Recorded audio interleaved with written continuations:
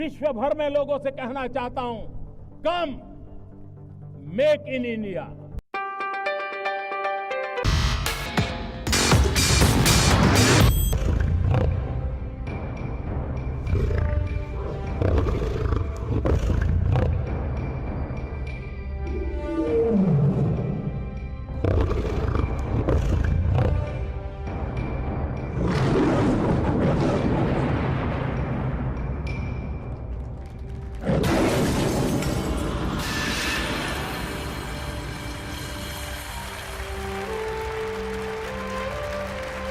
भारत माता की, भारत माता की। उत्तराखंड के लोकप्रिय युवा मुख्यमंत्री भाई पुष्कर सिंह धामी जी, केंद्रीय मंत्री श्री अजय भट्ट जी, पूर्व मुख्यमंत्री रमेश पोखरियाल निशंक जी, राज्य भारतीय जनता पार्टी के अध्यक्ष महेंद्र भट्ट जी, उत्तराखंड सरकार के मंत्री, सभी सांसद, विधायक, अन्य महानुभाव और देवभूमि के मेरे प्यारे परिवारजनों, आप सभी को प्रणाम।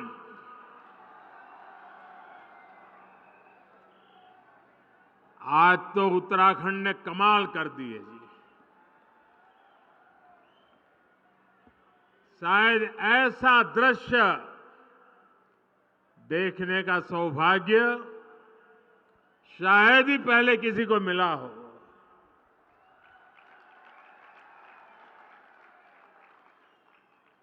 आज सुबह से मैं उत्तराखंड में जहां गया, अद्भुत प्यार, अपार आशीर्वाद,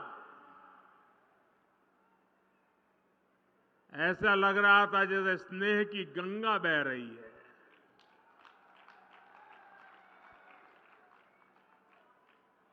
आध्यात्म और अप्रतिम शौर्य की इस धरा का मैं वंदन करता हूं। वीर माताओं को विशेष रूप से वंदन करता हूं। जब बद्रीनाथ धाम में जय बद्री विशाल का उद्घोष होता है तो गढ़वाल राइफल्स के वीरों का जोश बढ़ जाता है। जब गंगोली हाट के कालिका मंदिर की घंटियां जय महाकाली के जयकारों से गूंजती है तो कुमाऊं रेजिमेंट के वीरों में अदम्य साहस का संचार होने लगता है। यहां मानसखंड में बागेश्वर, बैजनाथ, नंदा देवी, गोलू देवता, पूर्णागिरी, कसार देवी, कैची धाम, कटारमल, नाना कमता, रीठा साहिब, अनगिनत देव स्थलों की श्रृंखला का वैभव हमारे पास बहुत बड़ी विरासत है। राष्ट्र रक्षा और आस्था की इस तीर्थ भूमि पर मैं जब जब आया हूं, जब भी आपका स्मरण किया है, मैं धन्य हो जाता हूं।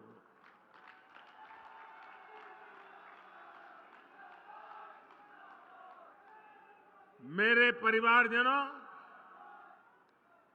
यहां आने से पहले मुझे पार्वती कुंड और जोगेश्वर धाम में पूजा अर्चना करने का सौभाग्य मिला।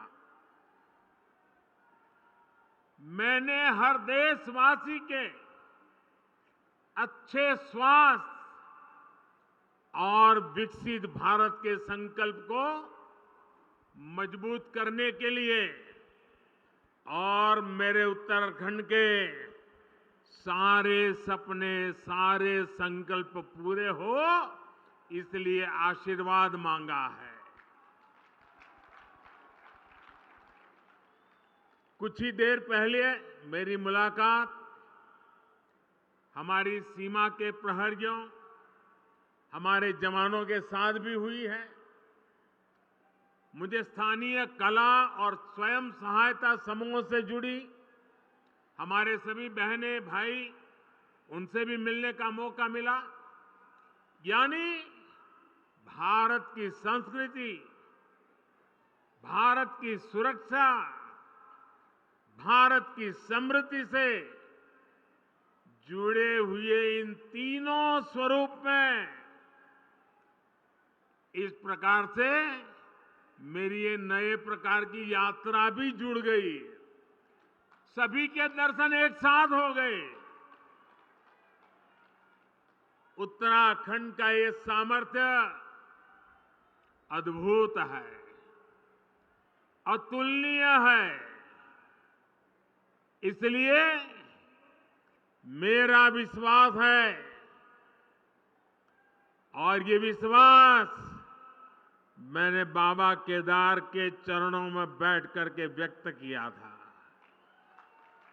मेरा विश्वास है कि ये दशक उत्तराखंड का दशक होने वाला है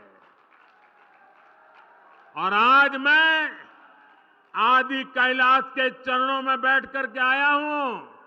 मेरे उस विश्वास को फिर एक बार दोहराता हूं।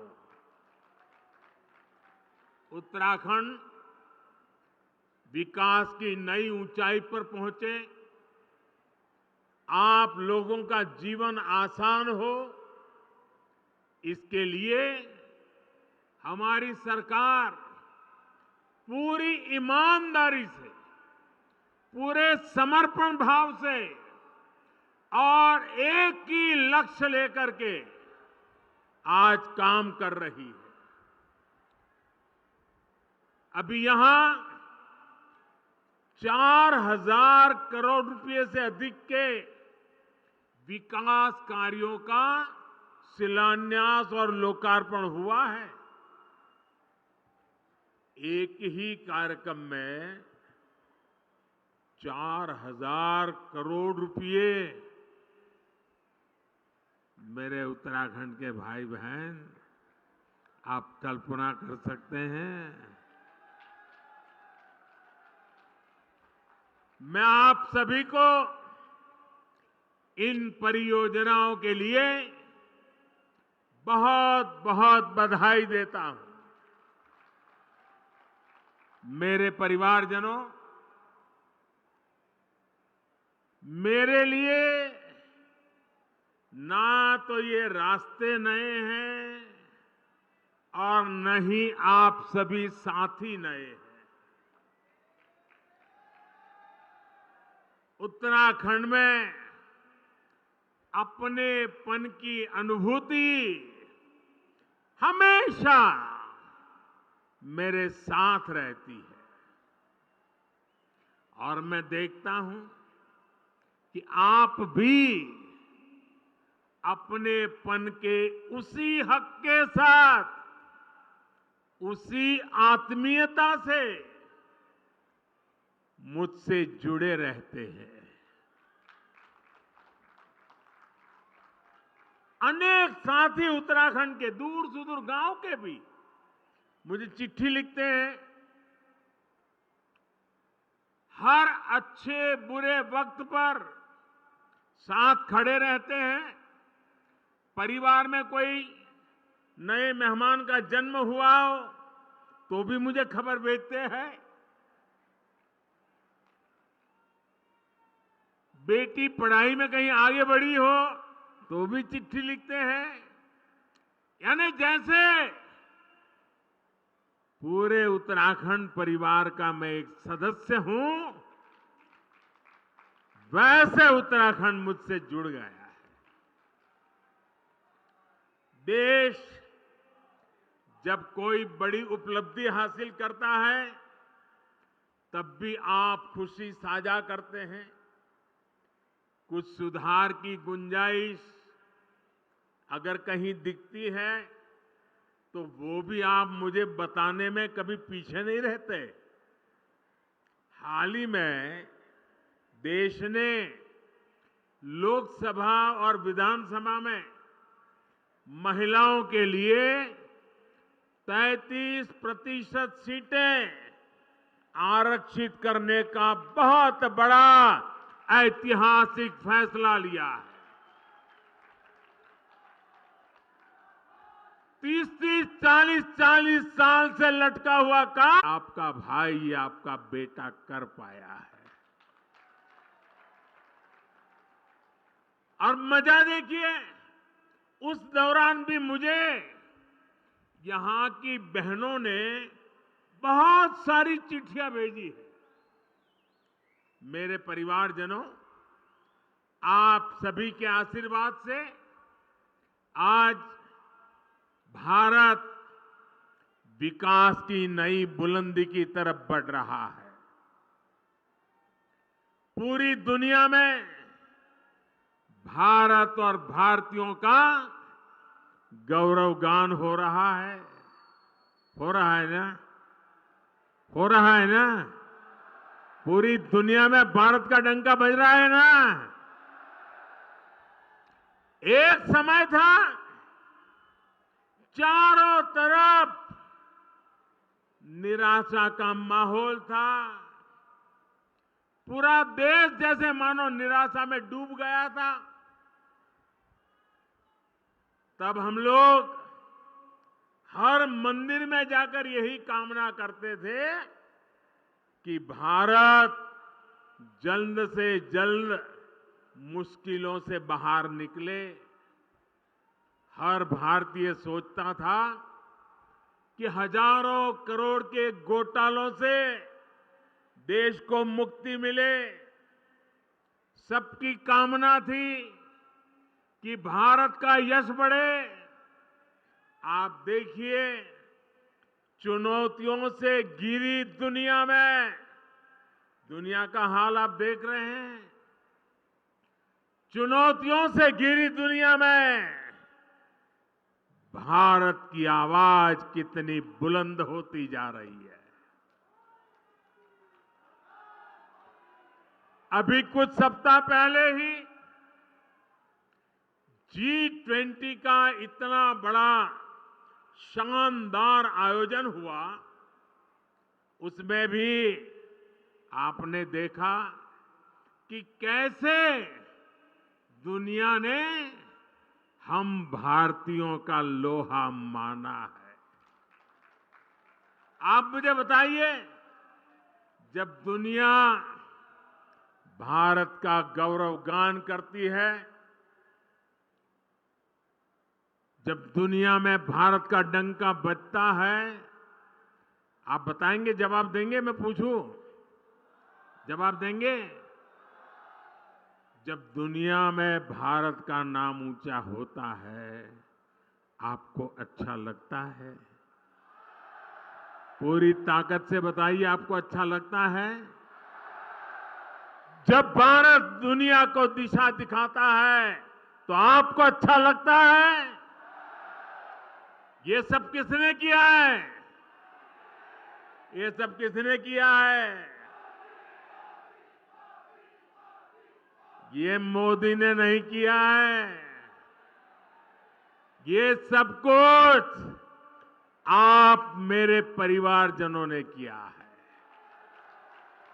इसका यश आप सब जनता जनार्दन को जाता है।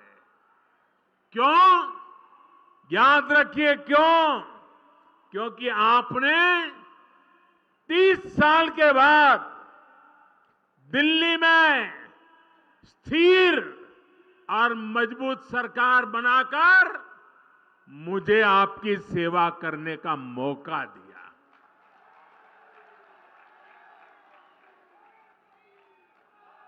आपके वोट की ताकत है। जब मैं दुनिया के बड़े बड़े लोगों से हाथ मिलाता हूं ना, आपने देखा होगा अच्छों से हो रहा है मामला, लेकिन जब मैं हाथ मिलाता हूं ना तो बराबर आंख भी मिलाता हूं, और जब मेरी तरफ वो देखते हैं ना तो मुझे नहीं देखते हैं, 140 करोड़ हिंदुस्तानियों को देखते हैं।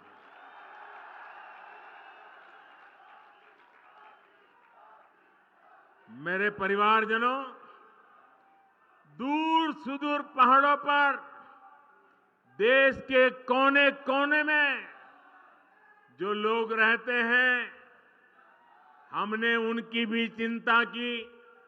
इसलिए सिर्फ 5 वर्ष में ही देश में 13.5 करोड़ गरीबी से बाहर आए। 13.5 करोड़ लोग, ये आंकड़ा याद रखोगे? आंकड़ा याद रखोगे? कितने? 13.5 करोड़ लोग गरीबी से बाहर 5 साल में आना, ये अपने आप में दुनिया अचरज कर रही है। ये 13.5 करोड़ लोग कौन है? इनमें से बहुत सारे लोग आपकी तरह ही पहाड़ों में रहने वाले हैं, सुदूर इलाकों में रहते हैं।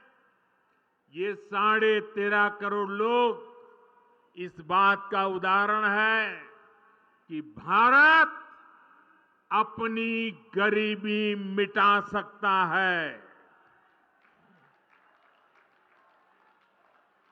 साथियों,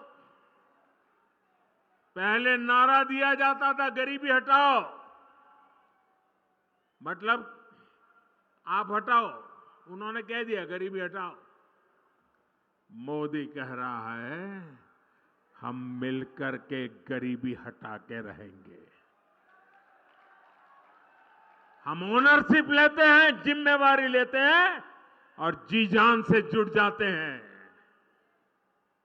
आज हर क्षेत्र, हर मैदान में हमारा तिरंगा ऊंचे से ऊंचा लहरा रहा है। हमारा चंद्रयान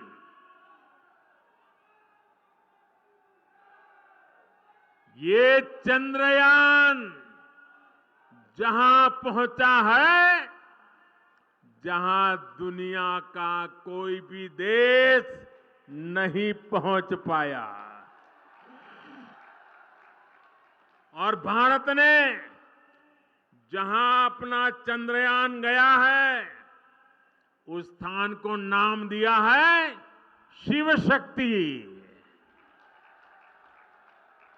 मेरे उत्तराखंड के लोग, ये शिव शक्ति की विचार से आप खुश है कि नहीं है?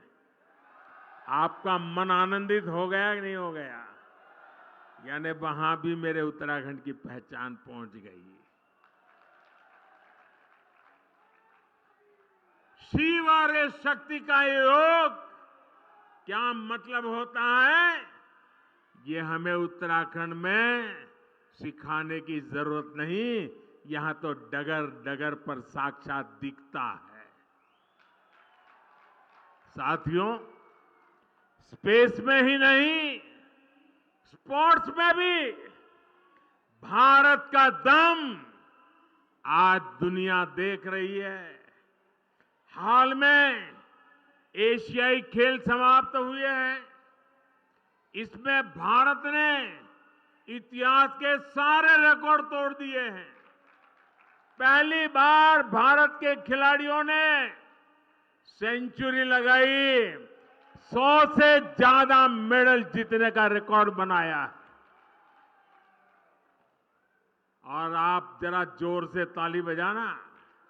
एशियन गेम्स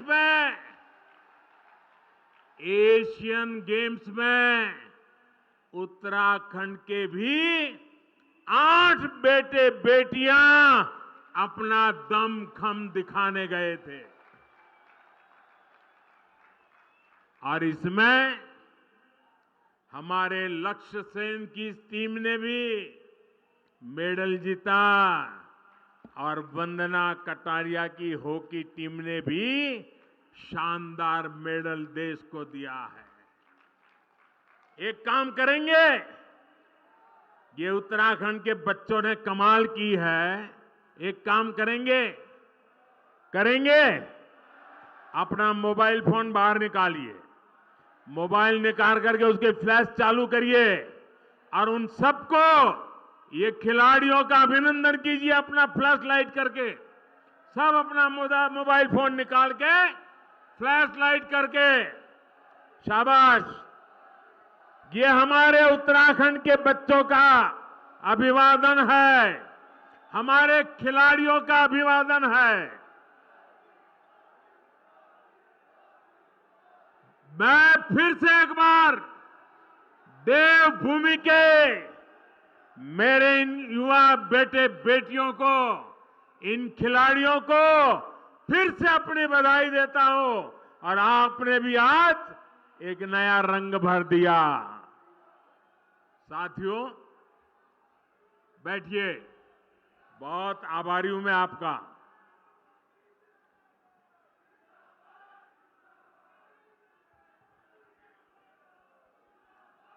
भारत के खिलाड़ी देश दुनिया में अपना परचम लहराए, इसके लिए सरकार खिलाड़ियों की पूरी मदद कर रही है। खिलाड़ियों के खाने पीने से लेकर आधुनिक ट्रेनिंग तक सरकार करोड़ों रुपए खर्च कर रही है। ये तो सही है, लेकिन एक उल्टा भी चल रहा है। सरकार तो कर रही है, लेकिन लक्ष्य का जो परिवार है ना, और लक्ष्य जो है वो मुझे हमेशा जब विजयी होता है तो आपकी बाल मिठाई लेकर के आता है।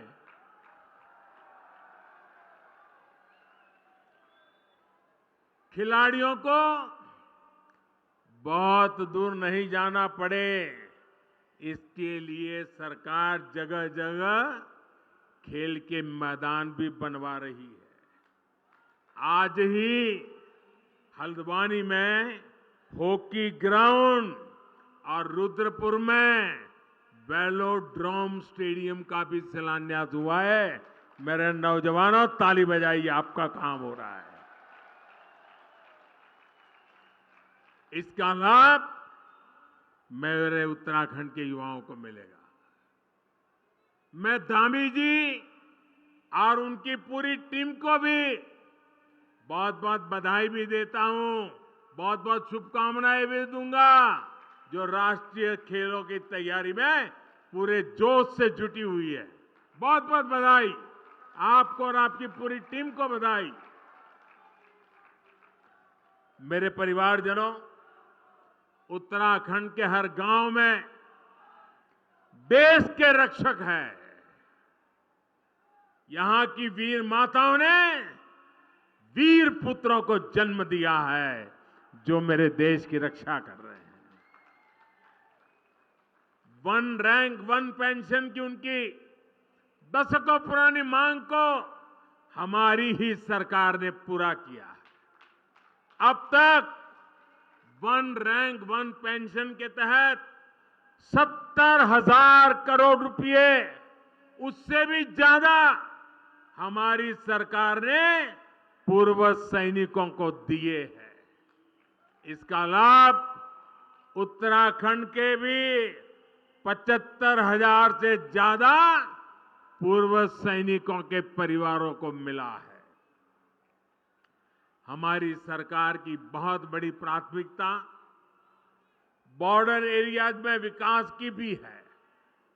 आज बॉर्डर एरियाज में सुविधाओं का निर्माण बहुत तेज गति से हो रहा है। आप सोच रहे होंगे कि आपकी क्या गलती थी, ये काम पहले की सरकारों ने क्यों नहीं किया। गलती आपकी नहीं थी। पहले की सरकारों ने इस डर से बॉर्डर एरिया का विकास नहीं किया कि कहीं दुश्मन इसका फायदा उठाकर अंदर ना आ जाए। बताइए क्या तर्क देते थे। आज का नया भारत पहले की सरकारों की डरी हुई सोच को पीछे छोड़कर आगे बढ़ रहे हैं। न हम डरते हैं न हम डराते हैं। भारत की पूरी सीमा, उस पर हम आधुनिक सड़कें बना रहे हैं, सुरंगें बना रहे हैं, पुल बना रहे हैं। बीते 9 वर्षों में सिर्फ बॉर्डर एरियाज में ही 4,200 किलोमीटर से ज्यादा लंबी सड़कें बनाई गई है। हमने बॉर्डर के किनारे करीब 250 बड़े पुल और 22 सुरंगें भी बनाई है। आज भी इस कार्यक्रम में अनेक नए पुलों के लिए शिलान्यास हुआ है। अब तो हम बॉर्डर तक ट्रेनों को भी लेकर आने की तैयारी कर रहे हैं। इस बदली हुई सोच का लाभ उत्तराखंड को भी मिलने जा रहा है। मेरे परिवारजनों, पहले सीमावर्ती क्षेत्रों को, सीमावर्ती गांवों को देश का अंतिम गांव माना जाता था। जो अंतिम है, विकास के मामले में उसका नंबर भी आखिर में ही आता था। ये भी एक पुरानी सोच थी। हमने सीमावर्ती गांवों को अंतिम नहीं बल्कि देश के पहले गांव के रूप में विकसित करना शुरू किया है। वाइब्रेंट विलेज प्रोग्राम के तहत ऐसे ही सीमावर्ती गांवों का विकास किया जा रहा है। हमारी कोशिश यही है कि यहां से जो लोग पलायन करके गए हैं वो फिर लौट के आ जाएं। हम चाहते हैं इन गांवों में पर्यटन बढ़े, तीर्थ यात्रा का विस्तार हो। मेरे परिवारजनों, एक पुरानी कहावत है कि पहाड़ का पानी और पहाड़ की जवानी पहाड़ के काम नहीं आती। मैंने संकल्प लिया है कि मैं इस अवधारणा को भी बदल कर रखूंगा। आपने भी देखा है कि अतीत की गलत नीतियों के कारण उत्तराखंड के अनेक गांव वीरान हो गए। सड़क, बिजली, पानी, पढ़ाई, दवाई, कमाई, हर चीज का अभाव, और उस अभाव के कारण लोगों को अपना घर छोड़ना पड़ा है। अब स्थितियां बदल रही है। जैसे जैसे उत्तराखंड में नए अवसर बन रहे हैं, नई सुविधाएं बन रही हैं, वैसे वैसे अनेक साथी गांव लौटने लगे हैं। डबल इंजन सरकार का प्रयास है कि गांव वापसी का यह काम तेजी से हो। इसलिए इन सड़कों पर, बिजली के प्रोजेक्ट्स पर, अस्पतालों पर, स्कूल कॉलेजों पर, मोबाइल फोन के टावर पर इतना बड़ा निवेश किया जा रहा है। आज भी यहां इनसे जुड़े हुए कई प्रोजेक्ट शुरू हुए हैं। यहां सेब के बागान और फल सब्जियों के लिए बहुत संभावनाएं हैं। अब जब यहां सड़कें बन रही हैं, पानी पहुंच रहा है, तो मेरे किसान भाई बहन भी प्रोत्साहित हो रहे हैं। आज जो पॉली हाउस बनाने और सेब के बाग विकसित करने की योजना भी शुरू हुई है। इन योजनाओं पर 1100 करोड़ रुपए खर्च होने वाले हैं। इतना सारा पैसा उत्तराखंड के हमारे छोटे छोटे किसानों का जीवन बेहतर बनाने के लिए खर्च किया जा रहा है। पीएम किसान सम्मान निधि के तहत भी उत्तराखंड के किसानों को अब तक 2,200 करोड़ रुपए अधिक मिल चुके हैं। साथियों, यहां तो मोटा अनाज, श्री अन्न भी अनेक पीढ़ियों से उगाया जाता है। मैं जब आपके बीच में रहा करता था, बहुत समय काटा है आपके बीच में, तब घर घर में मोटा अनाज भी खूब खाया जाता था। अब केंद्र सरकार इस मोटे अनाज को, श्री अन्न को दुनिया के कोने कोने तक पहुंचाना चाहती है। इसके लिए देश भर में एक अभियान शुरू किया गया है। इनका भी बहुत बड़ा फायदा हमारे उत्तराखंड के छोटे किसानों को मिलने जा रहा है।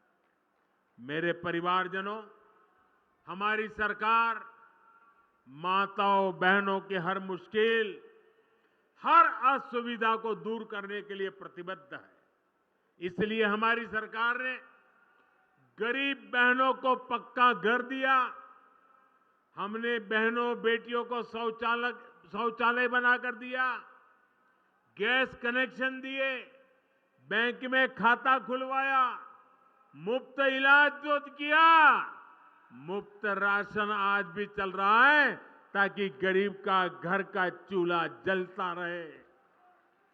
हर घर जल योजना के तहत उत्तराखंड में 11 लाख परिवारों की बहनों को पाइप से पानी की सुविधा मिल रही है। अब बहनों के लिए एक और काम किया जा रहा है। इस साल लाल किले से मैंने महिला स्वयं सहायता समूहों को ड्रोन देने की घोषणा की है। ड्रोन के माध्यम से खेतों में दवा, खाद, बीज, ऐसे अनेक काम किए जा सकेंगे। अब तो ऐसे ड्रोन भी बनाए जा रहे हैं कि फल सब्जियों को निकट की सब्जी मंडी तक पहुंचा सके। पहाड़ में ड्रोन से दवाओं की डिलीवरी भी तेजी से करा सके। यानी महिला स्वयं सहायता समूहों को मिलने वाले ये ड्रोन उत्तराखंड को आधुनिकता की नई ऊंचाई पर ले जाने वाले। मेरे परिवारजनों, उत्तराखंड के तो गांव-गांव में गंगा है, गंगोत्री है। यहां के हिम शिखरों में शिवजी और नंदा विराजते हैं। उत्तराखंड के मेले, कौथिग, थौल, गीत संगीत, खान पान अपनी विशिष्ट पहचान रखते हैं। पांडव नृत्य, छोलिया नृत्य, मांगल गीत, फुलदेई, हरेला, बघवाल और रम्माण जैसे सांस्कृतिक आयोजन से ये धरती समृद्ध है। लोक जीवन के स्वाद, रोट, अरसे, जंगोरे की खीर, कफली, पकोड़े, रायता, अल्मोड़ा की बाल मिठाई, सिग्योरी, इनका स्वाद कौन भूल सकता है। और ये जो काली गंगा की भूमि है, उस भूमि से तो मेरा नाता भी बहुत रहा है। यहां चंपावत स्थित अद्वैत आश्रम भी, उससे भी मेरा गहरा संबंध रहा है। वो मेरी जिंदगी का एक कालखंड था।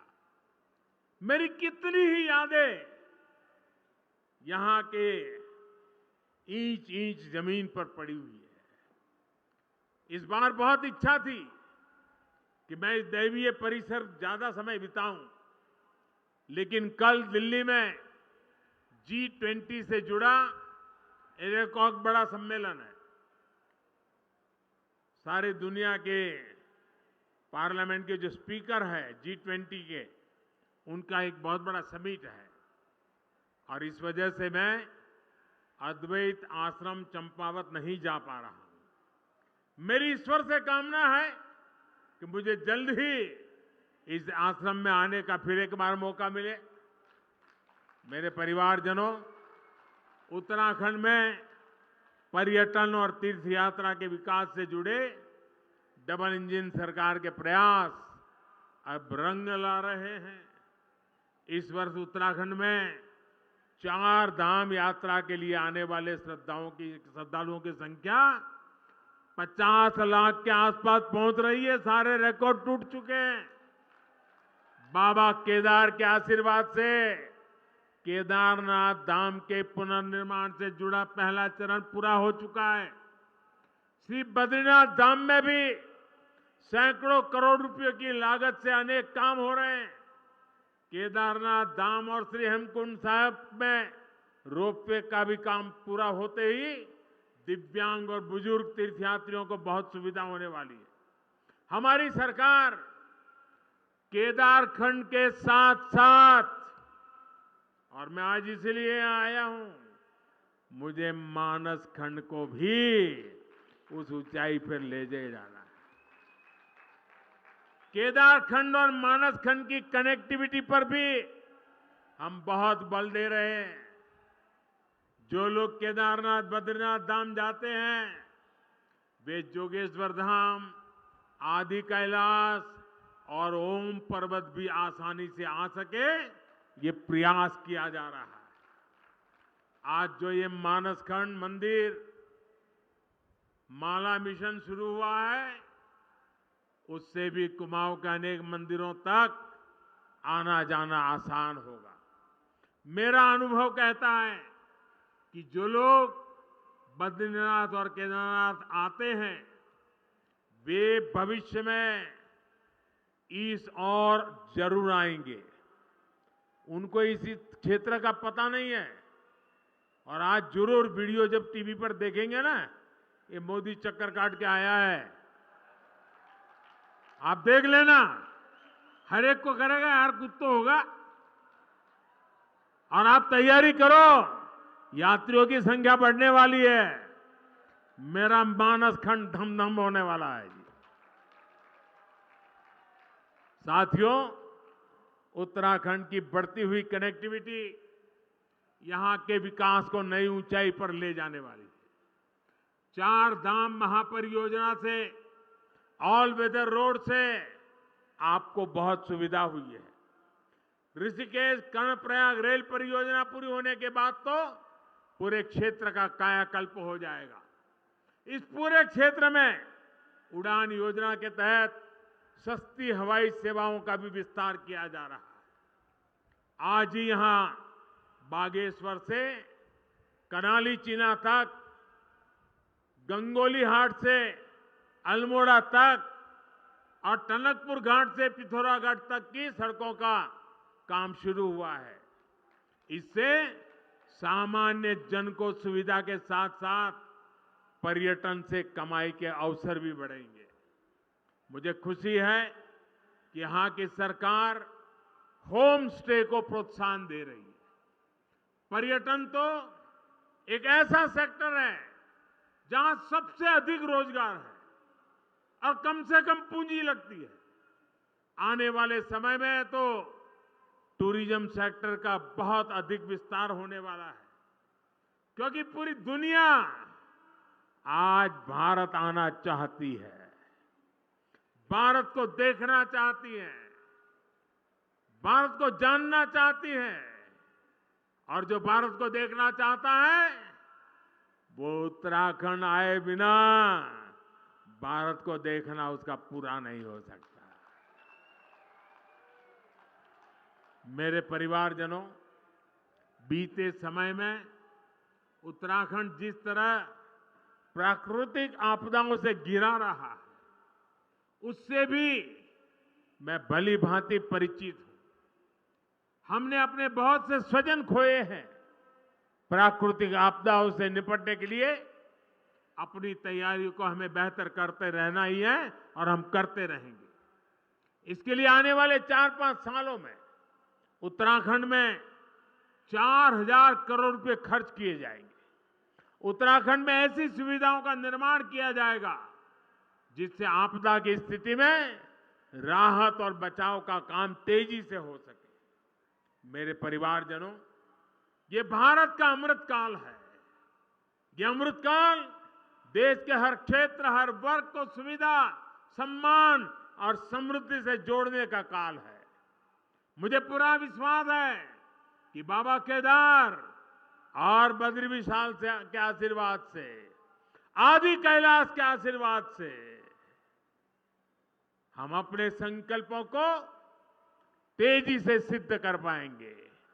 एक बार फिर इतना प्यार देने के लिए 7 किलोमीटर, मैं सचमुच में मेरे पास वर्णन करने के लिए शब्द नहीं है।